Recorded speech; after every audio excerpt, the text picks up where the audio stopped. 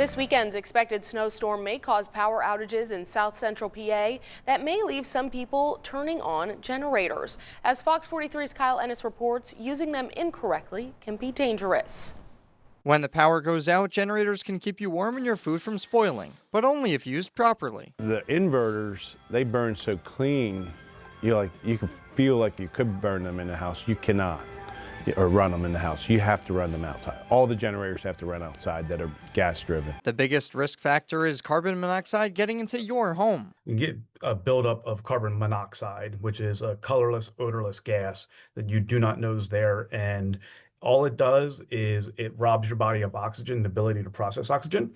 And then you get sleepy, you get headaches, you can get sick, or if it builds up too high and you can rapidly pass away. The U.S. Product Consumer Safety Commission recommends 3 key safety messages. Use only outdoors, roughly 20 feet from the home. Do not refuel your generator while it's running, and never let the exhaust point towards the building.